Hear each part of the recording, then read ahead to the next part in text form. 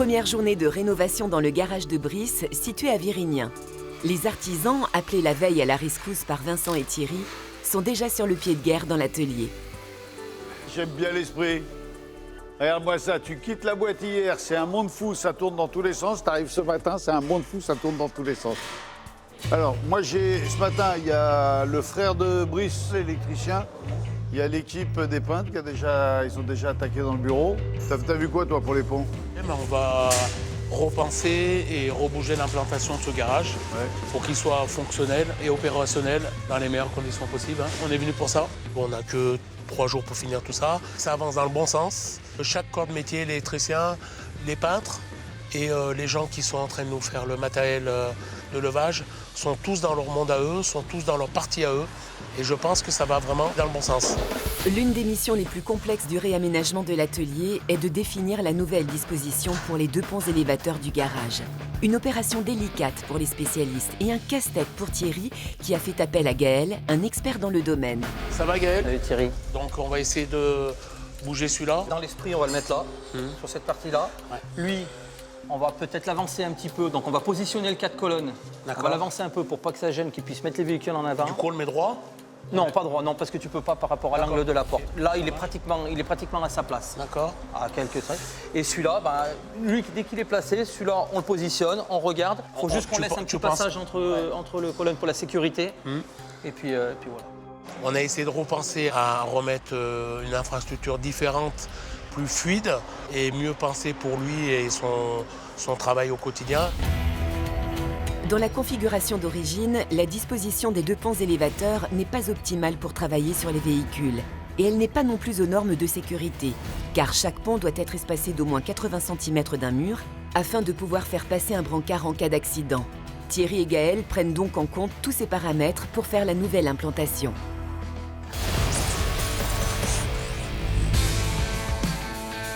De son côté, Vincent a quitté le chantier et donné rendez-vous à Brice pour une mission mécanique. Le voilà. Ça va, mon Brice? Comment il va ce matin? Fatigué, mais ça va, ouais. Fatigué parce que? Hier, c'était une grosse journée, donc c'était bien épuisant. Ouais. Bon, là, il y a Thierry, il est en train de faire un travail de dingue. Ils sont en train vraiment de faire un boulot très efficace. Les peintres, l'électricité, ton frère est en train encore de nous donner un coup de main. Ta chérie est venue avec un aspirateur. Cool. Tout le monde s'y met, tout le monde veut te filer un coup de main. Hier, on t'avait dit, on va te proposer un challenge. C'est pas un challenge, mais moi, je veux te voir bosser. Moi, j'ai besoin de te voir bosser, j'ai besoin de te voir les mains dedans. J'ai un pote dans la région qui a une 205 GTI, une 1,9 litre. Ouais. C'est une pépette à 15 000, ça. Ouais, elle est belle. C'est une vraie collecte. Véritable bombinette, la 205 GTI 1,9 litre apparaît en 1986. Avec ses 130 chevaux sous le capot, cette petite sportive peut atteindre 205 km/h. Outre son moteur plus puissant, elle bénéficie aussi d'une montée en gamme dans l'habitacle. Un tableau de bord enrichi, un volant sport siglé GTI, tout symbolise l'esprit racing des années 80. Véritable mythe roulant, la 205 GTI 1,9 litre reste aujourd'hui encore une machine fantastique pour tous les collectionneurs. Là, je voudrais que tu me fasses une vraie révision complète. Vidange, filtre à huile, filtre à air, bougie, disque, plaquette. Et puis une fois qu'on aura tombé les disques, tant qu'on y est, on y met 4 amortisseurs neufs. Allez, ça marche. Voilà. Il y a du boulot. Alors, je vais te laisser bosser et je vais faire ce que tous les mécaniciens détestent.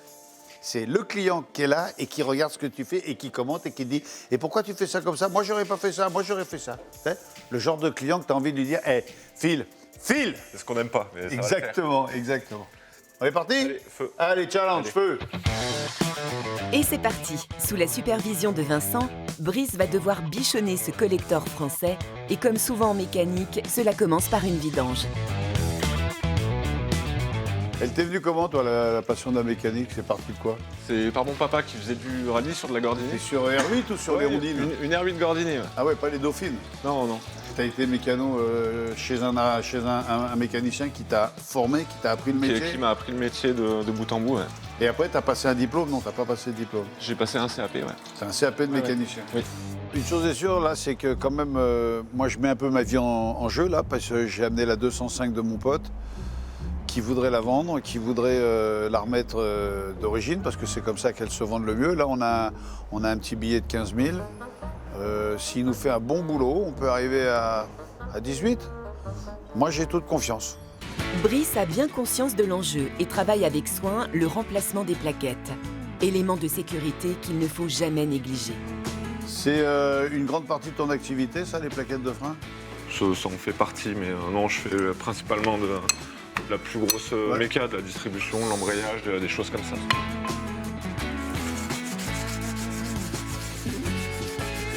Mais Brice, le coup de papier de verre, C'est pour nettoyer la portée entre le moyeu et le disque pour pas qu'il y ait de. Pour qu'il soit réellement au Collé. micron près collé. collés l'un à l'autre. Effectivement, sur une voiture de plus de 30 ans, il y a beaucoup de saletés et résidus qui peuvent réduire l'efficacité du freinage. Il est donc essentiel que le mécanicien gratte soigneusement les surfaces avant de poser les nouveaux disques. Voilà, là c'est nickel propre, c'est tout neuf. Moi, ce qui me plaît, c'est qu'il est très consciencieux, très systématique, il n'y a rien qui traîne, il n'y a pas un outil qui tombe, c'est calme. J'aime bien cette manière de travailler.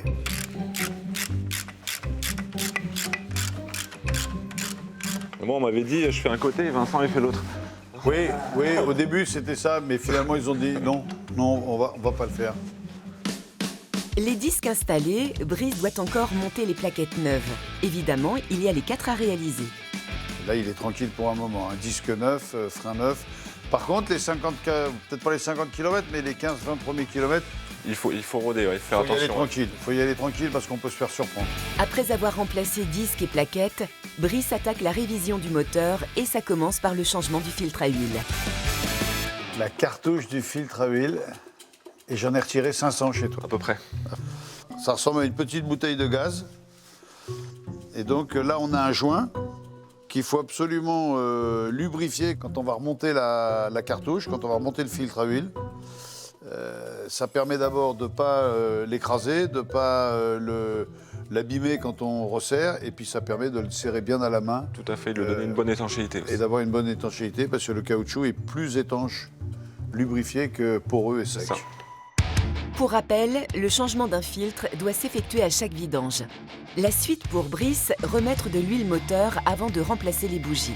Sur les 205 GTI, ce sont 4 bougies qui permettent la combustion du moteur à l'allumage et il est donc indispensable qu'elles soient toujours en bon état. Le pire qu'on puisse avoir, c'est que la bougie pète à hauteur de la porcelaine. Sur une bougie, il y a cette partie en porcelaine. Et c'est vrai que si, quand on la dévisse, on pète le culot, aller la chercher dans la culasse, c'est juste un enfer. Alors les anciens disaient l'épaisseur d'un ongle entre les deux. Maintenant, ça a un peu changé. Ouais, ça a changé. Toi, tu vérifies avec quoi les... On vérifie avec un jeu de cale Et là, moi, je dirais que et un poil de jeu. un poil de cul. Ouais. Dis-moi ce que t'en penses. Faut que ça lèche un petit peu, mais là, ouais, on voit qu'on a On a un poil de cul. gros Alors, écart. c'est tout bête.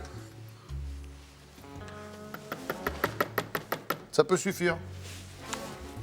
Ça suit peut-être un peu trop, là. Parfait. Je te remercie. On voit le champion. Ça va. Tu bois quelque chose? Donc là, on peut la remettre en place. T'as combien d'années de mécanique maintenant dans les pattes? Ah, depuis que j'ai 16 ans, donc là, j'en ai 38, donc Ah ouais, ça fait... ça fait 22. Oui, bien. Je crois qu'il a vraiment envie. Je crois qu'on est arrivé au bon moment. Mais il a le savoir-faire. Moi, j'y crois tout à fait. Et honnêtement, si je suis dans le coin, je lui laisserai volontiers ma bécane. La partie qui arrive est une partie que je vais te laisser faire, parce que comme tu peux voir, j'ai des mains de princesse. Je retourne à ton bureau, parce que je vais quand même finir la journée avec eux. Tu fais les 4 amortisseurs, Ouais, Vincent. et puis nous, on se retrouve dans quelques jours. Et j'aurai que des excellentes surprises pour Ça toi. marche. Et ça me fait plaisir, parce que dans ton œil, je vois une lueur se rallumer. Merci, Vincent. C'est pas tout, mais j'ai un peu de boulot parce que j'ai laissé les copains là-bas et de là à ce que je revienne, que ça soit la Faridon avec les filles du Lido, il n'y a pas loin. Hein. M'excusez, j'ai un peu de taf.